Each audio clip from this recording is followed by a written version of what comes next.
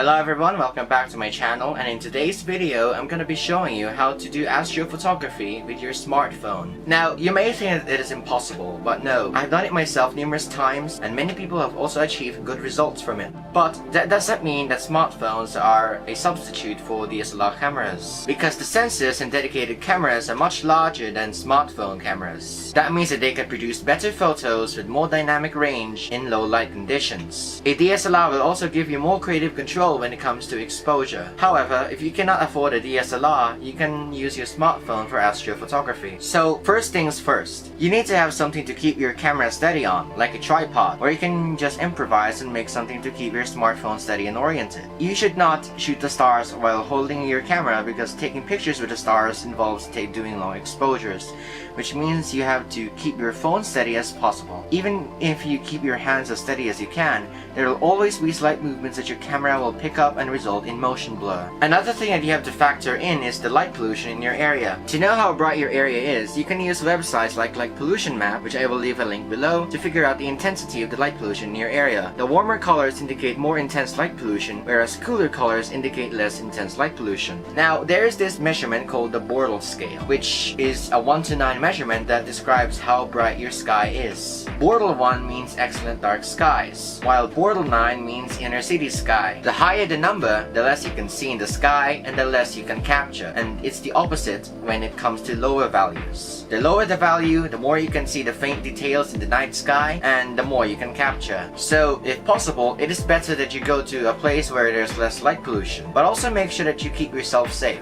Say for example you want to photograph the Milky Way galaxy using your smartphone. You have to figure out when and where the Milky Way will be. To figure this out, you can use websites like Stellarium Web or apps like Sky Safari 6, which is available for both Android and iOS. Make sure that you're shooting without the moon in the sky, because if the moon is there, then it will wash out the fainter details in the night sky. Also, make sure to watch the weather forecast to plan out your imaging session. I recommend the Weather Radar app or AccuWeather to get an accurate weather forecast. So after getting things ready, you will now have to dial in your camera settings. You need to use the Pro or Expert mode on your camera, since you can do more with it. Go to the settings and put the ISO to around 800, 400 or 1600 or 3200. Depending on your phone, you should not use a very high ISO, otherwise your image will look grainy and ugly. Turn the white balance to daylight, since this will bring out the natural colors of the night sky, or set the white balance to between 43K to 45K. Set the exposure value or EV to the highest possible value. Switch the focus to manual focus and focus to infinity. Use a shutter speed of around 8 seconds, 20 seconds or 30 seconds, but this depends on the limits of your smartphone. You can also get longer or shorter shutter speeds by using third-party apps. Before you take a picture, you should set a timer of around 5 seconds to cancel out any vibrations or movements. And then after that, you take a picture and then leave the smartphone alone. After that, you can edit your images in Gallery or in PixArt or Adobe Lightroom to make your images pop more, because you cannot reach the full potential of your mobile astrophotography without editing your images. This will take some practice, but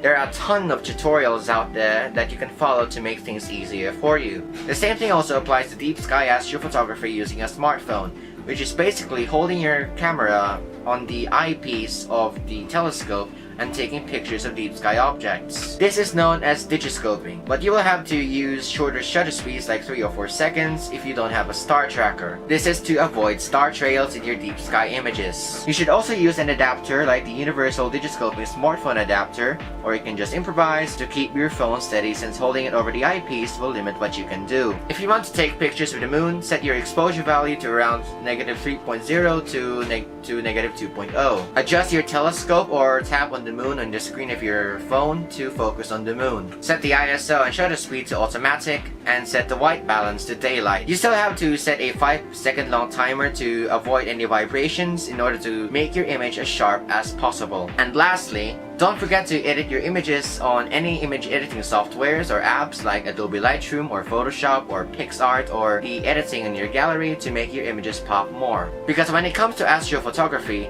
No matter what camera you use or whatever you do, it always goes down to editing your images that really makes your pictures pop. I hope you found this video useful and learned something new about mobile astrophotography. Also, don't forget to hit the like, share and subscribe button if you like videos like this. And as always, clear skies and have fun imaging under the stars.